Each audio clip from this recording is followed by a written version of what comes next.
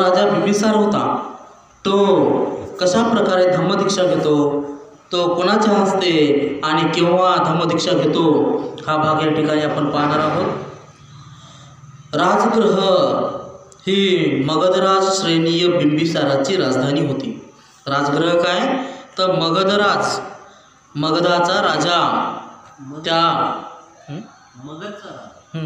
मगधचा राजा श्रेणीय बिंबिसार याची ती राजधानी होती। एवढ्या मोठ्या संख्येने जटिलांचे दीक्षांत झाल्याचे ऐकून शहरातील प्रत्येक जण भगवान बुद्धाविषयी चर्चा करू लागला होता। जे 1000 जटिलांची ज्या ठिकाणी धम्मदीक्षा झाली होती, हे ऐकल्यानंतर सर्वत्र चर्चा पसरली होती। सर्व राजगृहामध्ये काय चर्चा पसरली होती की एवढे असे भयानक धर्मांतर झाले तरी कसे। अशा प्रकारे राजा बिंबिसाराला भगवान बुद्ध शहरात आल्याचे कळले। त्यांना राजा बिंबिसाराला काय भगवान बुद्ध त्यांच्या शहरात आल्याचं त्यांना कळालं। राजा बिंबिसाराचे मनात विचार आला, अत्यंत सनातनी आणि दुराग्रही अशा जटिलांना दीक्षांतर करावयास लावणारे हे साधी गोष्ट नाही। त्यांच्या मनामध्ये विचार आला की जे जटिल होते ते एवढे जटिल होते, अत्यंत सनातनी होते, त्यांना सुद्धा भगवान बुद्धांनी दीक्षांतर केली ही साधी गोष्ट नाही। निश्चित तो अहर्त आणि सम्यक संबुद्धच असला पाहिजे। तो विद्वान, सद्वर्तनी, जगाचे संपूर्ण ज्ञान झालेला, यात्रिक लोकांना मार्गदर्शन करणारा सर्वश्रेष्ठ पुरुष आणि देव आणि मानव यांचा गुरु असला पाहिजे। तो काय म्हणतो की जो विद्वान आहे, सद्वर्तनी आहे, संपूर्ण जगाचं ज्याला ज्ञान झालेलं आहे आणि जो काय करत आहे यात्रेकरूंना मार्गदर्शन देणारा असं सर्वश्रेष्ठ पुरुष आहे आणि देव आणि मानव यांचा तो काय आहे गुरु असला पाहिजे। जे सत्य त्याला स्वतःला समजले आहे अशाच सत्याचा उपदेश तो करीत असला पाहिजे। त्याचा आधी मध्य आणि अंत कल्याणकारक आहे। त्याचं काय आधीही काय आहे आनंदी आहे, कल्याणकारक आहे आणि त्याचा मध आणि अंतही काय आहे कल्याणकारकच आहे। ज्याचा आशय आणि शब्द हे दोन्ही अत्यंत सुंदर आहेत अशा धम्म तो स्वीकारावीत असला पाहिजे। संपूर्ण निर्दोष, शुद्ध आणि पवित्र जीवनाचाच तो प्रसार करीत असला पाहिजे। त्यांच्यासारखा माणसाचे दर्शन घेणे योग्य आहे। म्हणून राजा बिंबिसार मगधातील 10,000 ब्राह्मण आणि गृहस्थ यांच्यासह त्या ठिकाणी भगवान बुद्ध होते तिथे गेला। राजा बिंबिसार काय सोबत आपल्या 10,000 म्हणजेच किती 10,000 ब्राह्मणांना घेऊन त्या ठिकाणी गेला। ब्राह्मणांनी गृहस्थांना घेऊन भगवान बुद्ध जिथं होते त्या ठिकाणी गेला। भगवंताच्या समोर जाऊन त्यांना अभिवादन करून तो त्यांच्या जवळ बसला। मगधातील ते 10 ब्राह्मण आणि गृहस्थ यापैकी देखील काहींनी तथागतास आदराने वंदन केले आणि त्यांच्या जवळ जाऊन बसले। काहींनी तथागतास कुशलक्षेत्र विचारून त्यांच्या जवळ जाऊन विनम्रपणे बसले आणि काही जण हात जोडून तथागतापुढे काय झाले बसले आणि काहींनी तथागतास आपले नाव आणि गोत्र सांगून ते त्यांच्या जवळ जाऊन बसले आणि काही जण एक न बोलता त्यांच्या जवळ जाऊन बसले। काय झालं, जे 10,000 जे ब्राह्मण आणि गृहस्थ राजा बिंबिसारासोबत जे आले होते ते काय केले, काही जण शांत बसले, काही विनम्र अभिवादन केलं, काहीनं साष्टांग प्रणिपात करून त्यांच्या जवळ जाऊन बसले। मगधातील त्या 10,000 ब्राह्मणांनी आणि गृहस्थांनी भगवान बुद्धाच्या बरोबर आलेल्या भिक्खूमध्ये उर्वेला काश्यपाला पाहिले। त्यांनी काय केलं, भगवान बुद्धासोबत जे उर्वेला काश्यपाला होता, जो भिक्खू झाला होता, त्यांना ते पाहिलं। त्यांच्या मनात असा विचार आला, हे काय आहे, हा थोर श्रमण उर्वेला काश्यपाचे अनुयायित्व पत्करून पवित्र जीवन अनुसरण करत आहे की उर्वेला काश्यप हा थोर श्रमणाचे अनुयायित्व पत्करून पवित्र जीवन जगत आहे। त्या सर्वांच्या मनात उद्भवलेला प्रश्न जाणून तथागत उर्वेला काश्यपाला म्हणाले, हे उर्वेलावासी, तुला लोक महापुरुष म्हणतात, तुला असे काय आढळले की ज्यामुळे तू अग्निपूजा सोडून दिलीस, अग्निहोत्राचा त्याग केलास?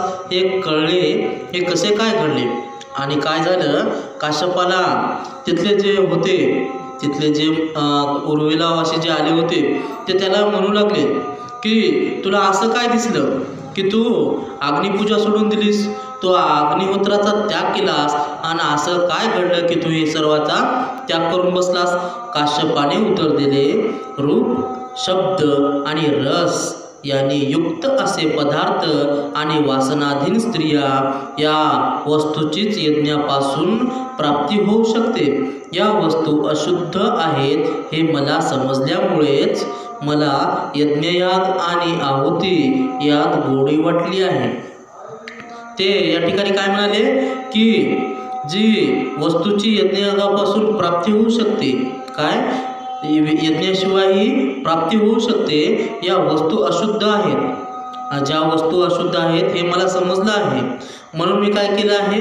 यज्ञ सोडून दिला आहे, त्याची आहुती सोडून दिली आहे, म्हणून मला धम्माची गोडी लागली आहे.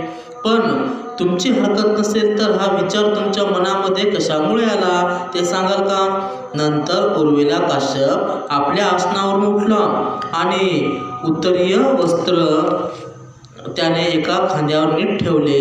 भगवंताच्या चरणी नतमस्तक होऊन त्याने साष्टांग प्राणिपात केला आणि भगवंतांना तो म्हणाला, तथागत माझे गुरु आहेत, मी त्यांचा शिष्य आहे. तेव्हा मगधातील त्या ब्राह्मणांना आणि गृहस्थांना समजले की उर्मिला काश्यपयास महाश्रमणाचे अनुयायित्व पत्करून पवित्र जीवन अनुसरण करत आहे. नंतर त्या द्वादश दशसहस्त्र ब्राह्मणांच्या आणि गृहस्थांच्या मनात उद्भवलेला प्रश्न ओळखून भगवान बुद्धाने त्यांना आपल्या धम्माचा उपदेश केला. काही काळा डाग न पडलेला स्वच्छ वस्त्राला ज्याप्रमाणे रंग उत्तम चढतो, एखादा काळा ज्याला डाग नाही पडला अशा वस्त्राला रंग कसा एकदम रगडत चढतो, त्याचप्रमाणे बिंबिसार त्यांच्या अधिपती आहे. अशा त्या मगधवासीय हजारो ब्राह्मण गृहस्थांनी त्या शुद्ध आणि निष्कलंक धम्माचा रंग धारण केला. 1000 लोकांनी तर आपण बुद्धाचे उपासक झाल्याची घोषणा केली. 1000 लोकांनी काय आपण बुद्धाचा उपासक झालो अशी घोषणाच केली. ते दृश्य पाहून धम्म समजल्यावर व त्यांचे आकलन झाल्यावर, अनिश्चितता नष्ट झाल्यावर, सर्व शंकांचे निरासन झाल्यावर आणि पूर्ण ज्ञान प्राप्त झाल्यावर मगधराज श्रेणीय बिंबिसार भगवंताला म्हणाला, भगवान, पूर्वी मी राजपुत्र असताना माझ्या ज्या 5 इच्छा होत्या त्या आता पूर्ण झाल्या आहेत. भगवान, पूर्वी मी राजपुत्र असताना ज्या माझ्या 5 इच्छा होत्या त्या आता पूर्ण झाल्या आहेत. आणि मी राजपुत्र असताना माझ्या मनात विचार आला, मला राज्याभिषेक झाला तर काय बरं होईल? भगवंताने ती माझी इच्छा, पहिली इच्छा होती. राजा बिंबिसार भगवंताला सांगतात की माझी पहिली इच्छा कोणती होती? तर माझा राज्याभिषेक झाला, मी राजा झालो तर ती आता पूर्ण झाली आहे. आणि नंतर एखाद्या अर्थ सम्यक संबुद्ध माझ्या राज्यात आला तर मी किती चांगली गोष्ट होईल. आणि ती माझी दुसरी इच्छा होती, हे देखील भगवान आता पूर्ण झाली आहे. आणि त्या भगवंताची सेवा करणे मला शक्य झाले तर किती बरे होईल, ही माझी तिसरी इच्छा होती. आणि हे भगवान, ती आता पूर्ण झाली आहे आणि त्या भगवंताने मला आपला धम्म शिकवावा, अशी माझी चौथी इच्छा आहे. माझी चौथी इच्छा काय आहे? भगवंताने मला धम्म शिकवावा, धम्म मला कळवावा, अशी माझी चौथी इच्छा आहे. हे भगवान, तीही आता पुरी झालीच आहे. आणि त्या धम्माचा, भगवंताच्या धम्माचा मला धम्म कळवावा, अशी माझी 5वी इच्छा होती. हे भगवान, तीही आता पूर्ण झाली आहे. भगवान, मी पूर्वी राजपुत्र असताना या अशा माझ्या 5 इच्छा होत्या. आश्चर्य, हे भगवंत, आश्चर्य, जे विस्कळीत झाले आहे, ज्याची घडी नीट बसवावी किंवा ते गुप्त होते ते प्रकट करावे, किंवा वाट चुकलेल्याला मार्ग दाखवावा, किंवा ज्यांना डोळे आहेत त्यांना पाहता यावे, म्हणून अंधारात दिवा आणावा. त्याचप्रमाणे भगवंतांनी अनेक मार्गाने धम्माची शिकवण दिली. हे केवढे आश्चर्य आहे. भगवान बुद्धाला, या धम्माला आणि त्याच्या भिक्खू संघाला मी शरण आहे. मी भगवान बुद्धाला, धम्माला आणि संघाला काय करत आहे? शरण येत आहे. भगवंताने आजपासून मला आपला अजन्म शरणागत उपासक म्हणून माझा स्वीकार करावा.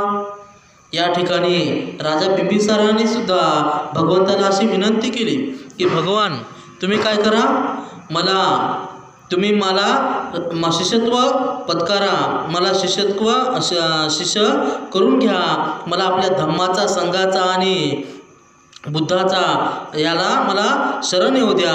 हे सर्व झाल्यानंतर राजा बिंबिसार सुद्धा या ठिकाणी उपासक होतो. अनाथपिंडकाची धम्मदीक्षा. या ठिकाणी जो राजा बिंबिसाराची धम्मदीक्षा झाल्यानंतर या ठिकाणी अनाथपिंडक नावाचा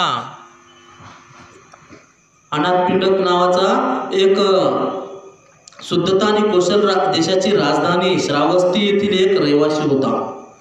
अनाथपिंडक काय, शुद्धतच्या जो होता, कौशल देशाची जी राजधानी होती श्रावस्ती, तिथे तो राहत होता. आणि या देशात राजा प्रसेनजित याचे राज्य होते. सुदत्त हा राजाचा कोषाध्यक्ष होता. सुदत्त काय होता? कौशल राजाचा, प्रसेनजिताचा काय होता? तो कोषाध्यक्ष होता. गरिबांना उद्धार योग्यता देणग्या देत असल्यामुळे सुदत्त हा अनाथपिंडक म्हणून ओळखला जात होता. सुदत्त काय, अनाथपिंडक म्हणून ओळखला जात होता. भगवान बुद्ध राजगृह येथे असताना आपल्या काही खाजगी कामानिमित्त अनाथपिंडक तेथे आला होता. राजगृह येथील त्या व्यापारी संघाच्या श्रेष्ठींशी त्यांच्या बहिणीचा विवाह झाला होता. त्यांच्याकडेच तो उतरला होता. जो अनाथपिंडक म्हणजेच काय, सुदत्त हा आपल्या काही खाजगी कामानिमित्त तो राजगृहाला आला होता.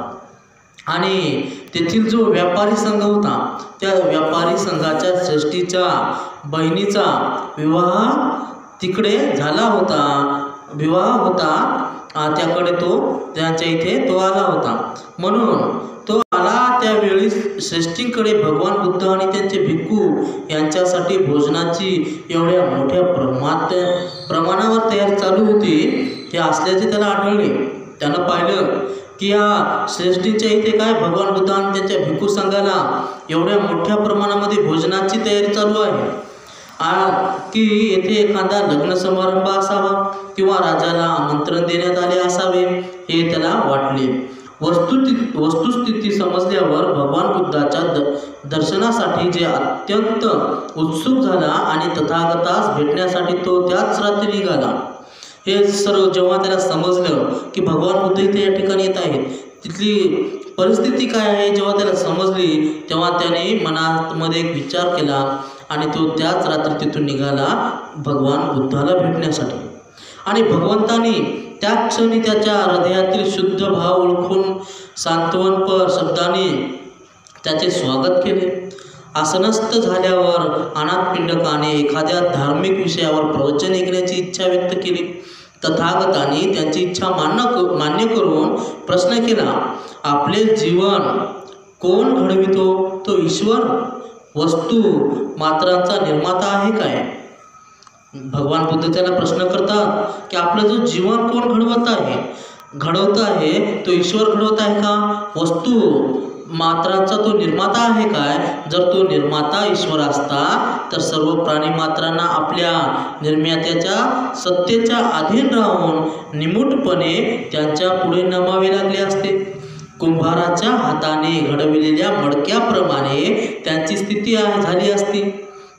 काय झालं तर कुंभाराचा जो मडका असतो, कुंभार ज्याप्रमाणे त्या मडक्याला घडीतो त्याचप्रमाणे त्याची स्थिती झाली असती असे सिद्धार्थ भगवान बुद्ध या ठिकाणी त्यांना एका उदाहरणाद्वारे सांगतात. जर ईश्वराने जग निर्माण केले असते तर दुःख, आपत्ती किंवा पाप यांच्यासारखी कोणतीच गोष्ट असायला नको होती. ते काय म्हणतात की जर ईश्वरांनी जर हे विश्व निर्माण केलं असतं तर काय आपत्ती किंवा पाप अशा प्रकारची कोणतीच गोष्ट नको होती. कारण चांगलं आणि वाईट अशा दोन्ही गोष्टीचा उद्भव त्यांच्यापासूनच झाला पाहिजे. भगवान बुद्ध म्हणतात, जर ईश्वराने जर हे सर्व केलं असेल तर दुःख सुख आणि पाप हे देखील ईश्वरांच्याच हाताने झालं आहे. जर असे नसेल तर त्यांच्याखेरीज एखादे दुसरे कारण असले पाहिजे आणि मग तो ईश्वर स्वयंभू असणे शक्य नाही. जर कारण असेल तर ईश्वर आहे काय, इथे प्रश्न उत्पन्न होतो. त्याचप्रमाणे ईश्वराविषयी कल्पनाचा पाडाव होतो हे तुमच्या लक्षात येईल. जर काय होईल, तुम्ही जर लक्षपूर्वक ध्यान केंद्रित करून जर ऐकलं, जर तुम्ही मनाला विचार केला तर काय होईल, ईश्वराने जे निर्मिती केलेली आहे ती काय आहे, एक कल्पना आहे आणि या सर्व कल्पनाचा इथे काय होईल, पाडाव होईल. सर्व त्याचा त्या ठिकाणी निषेध करतील हे तुमच्या लक्षात येईल. आणखीन असे म्हटले जाते की ब्रह्म हे जगत कारण असून शकत नाहीत. बियापासून झाडे होतात, बियापासून काय झाडे होतात, त्याचप्रमाणे आपल्या भोवतालच्या सर्व वस्तू कारणामुळेच अस्तित्वात येतात. मग ब्रह्म हे सर्वच वस्तूचे सारखेच कारण असू शकते काय? जर हे सर्व व्यापी असेल तर निश्चितपणे ते त्यांचा निर्माता होऊ शकत नाही. जर त्याला जर कारण असेल आणि जर ते सर्वव्यापी असेल तर निश्चितपणे तो त्याचा काय होईल, निर्माता होऊच शकत नाही. आणखी असे म्हटले जाते की आत्मा हा निर्माता आहे. आणखीन असं कारण आहे, काही जर म्हटले आहे, काही म्हणत आहेत की काय आत्मा काय आहे, निर्माता आहे. जर आत्मा हा निर्माता असेल तर त्याने सर्व वस्तू सुखकर का केल्या नाहीत, दुःख का आहे? दुःख आणि सुख हे काय आहे, वास्तविक सत्य आहे आणि ती आत्म्याचे निर्माण केलेले असणे हे काय आहे, शक्यच होऊ शकत नाही. आत्मा जर असेल तो दुःख निर्माण करतच नव्हता, सर्वत्र सुख केलं असतं त्यानं. पण या ठिकाणी दुःखही आहे आणि सुखही आहे, त्यामुळे आत्मा हा निर्माता होऊ शकत नाही. आणि दुसरे असे आहे की निर्माता असा कोणी नाही किंवा देव असे एकही नाहीत आणि कार्यकारणाभवी काय आहे, होऊ शकत नाही. विधान तुम्ही मान्य केले तर आपली जीवने घडवण्याचा आणि साध्यानुसार साधने जुळून घेण्याचा काय प्रयोजन आहे? म्हणून आमचे असे म्हणणे आहे की अस्तित्वात आलेल्या सर्व वस्तू या कारणाशिवाय अस्तित्वात आलेल्या नाहीत. आमचं म्हणणं काय आहे की ज्या ज्या वस्तू अस्तित्वात आलेल्या आहेत त्या वस्तूला कुठे ना कुठे काही ना काहीतरी कारण आहे. कारणाशिवाय कोणतीही वस्तू या ठिकाणी आलेली नाही. ईश्वर, ब्रह्म, आत्मा आणि कारणरहित असे सर्व देव यापैकी कोणीही निर्माता नाही. ज्याला कारण नाही तो निर्माता नाही. तर आपल्याच कृत्यांचे बरे वाईट परिणाम होत असतात. म्हणून काय होतात, आपण जे कृत्य करतो त्याच कृत्याचं काय होतं, बरं वाईट असे परिणाम होत असतात. सर्व विश्व प्रतित्व समुपादन म्हणजेच कार्य कारणाभावाच्या सिद्धांतावर आधारलेले आहे. हे काय, एखाद्या कारणाशिवाय एखाद्या कारणाच्या सिद्धांतावर आधारलेले आहे. आणि जे कारणे क्रियाशील असतात ती अमानसिक असतात आणि जी क्रियाशील कारणे असतात ती काय असतात, अमानसिक नसतात. उदाहरणार्थ, पेला ज्या सुवर्णाचा केलेला असतो ते आंतरबाह्य सुवर्णच असते. एखादा जर गिलास आपण बनवला असेल, ज्या सोन्यापासून जर आपण गिलास बनवला असेल तर काय होईल, ते बाहेरून आणि आतून तो सोन्याचाच असेल. त्या ठिकाणी आतून सोनं बाहेरून माती होईल काय, नाही. म्हणून आपण ईश्वर पूजेच्या आणि त्यांच्या प्रार्थनेच्या थोतांडाचा त्याग करूया. आपण ईश्वराच्या पूजेचा आणि त्यांच्या प्रार्थनेचा जी थोतांड आहे त्याचा आपण काय करू, त्याग करूया. ज्याच्यापासून काही फायदा नाही अशा गूढ गोष्टीविषयी निष्फळ कल्पना करीत बसून आपण स्वतःचेच नुकसान करून घेऊ नये. आत्मा आणि स्वार्थपणा यांचा आपण त्याग करूया. आपण काय करू, आत्म्याला आणि स्वार्थपणाला काय करू, याचा त्याग करून टाकूया आणि कुशल कर्म करूया. म्हणजे त्याचे फळही आपल्याला काय होईल, चांगलेच मिळेल. अनाथ पिंडक म्हणाला, भगवंतांनी जे सांगितले त्यातील सत्य मला समजले आहे. जे जे भगवंताने तुम्ही सांगितले आहेत त्याचं सत्य मला समजलं आहे आणि आपले मन मोकळे करावे अशी माझी इच्छा आहे. माझे बोलणे ऐकल्यावर मी काय करावे याविषयी भगवंताने मला उपदेश करावा. अनाथपिंडक भगवंताला म्हणतात की माझं ऐकल्यानंतर तुम्ही मला एक उपदेश करा की मी काय करावं. माझ्या आयुष्यात मला खूप कामे आहेत आणि विपुल संपत्ती मिळवल्यामुळे मी चिंताग्रस्त झालो आहे. तरी माझ्या कामात मला आनंद वाटतो आणि मी त्यासाठी खूप परिश्रमही करतो. माझ्या पदरी पुष्कळ नोकर चाकर आहेत आणि माझ्या उद्योगधंद्याच्या यशावर त्यांचे जीवन अवलंबून आहे. आपले शिष्य परिवजेच्या सुखाची प्रशंसा करतात आणि जगातील आशातील दोष देत असतात. मी ऐकले आहे. ते म्हणतात तथागताने आपल्या राज्याचा आणि वारसाचा हक्क त्याग केला. त्याने काय केलं? आपलं राज्य सोडून दिलं. आपण आपल्या जीवनाचा गृहस्थ जीवनाचा त्याग करून हे या ठिकाणी आलेले आहेत असे ते सांगत असतात. आणि सदाचारणाचा त्यांनी मार्ग शोधला आहे. निर्वाण कसे प्राप्त करावे हे यांचे संबंध जगाला उदाहरण घालून दिले आहे. जे न्याय असेल ते करावे आणि ज्याला बंधुभावांना सुखी करावे याविषयी माझ्या मनाला उत्कंठा लागू राहिली आहे.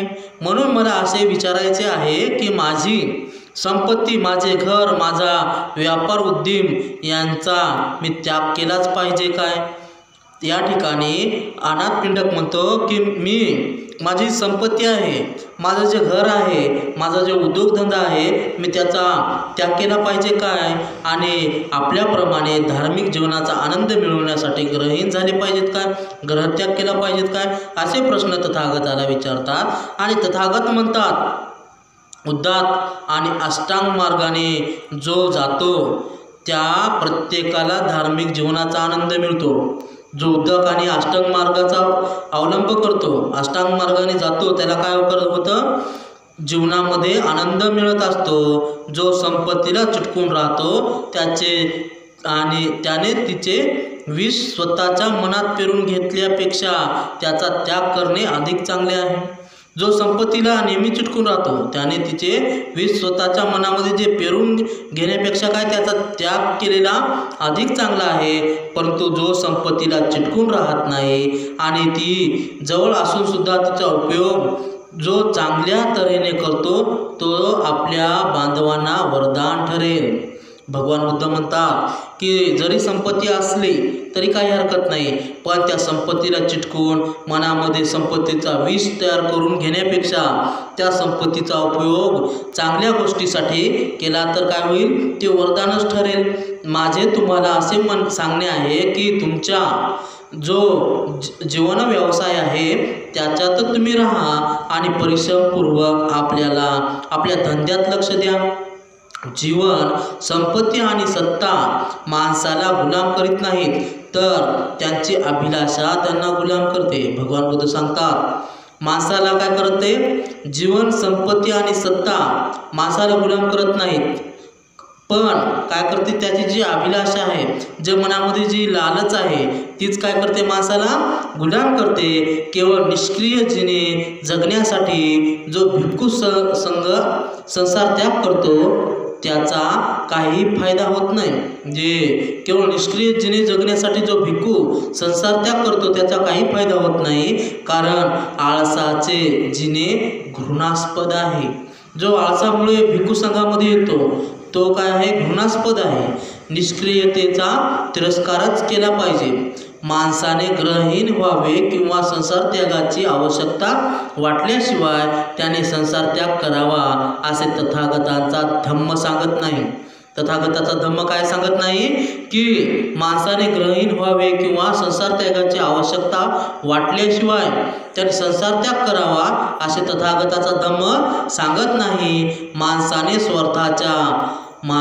स्वार्थाच्या भ्रमातून मुक्त व्हावे, आपले चित्त शुद्ध करावे, सुख उपभोगाच्या तृष्णेचा त्याग करावा आणि सदाचरणाचे जीवन जगावे असे तथागताचा धम्म सांगतो.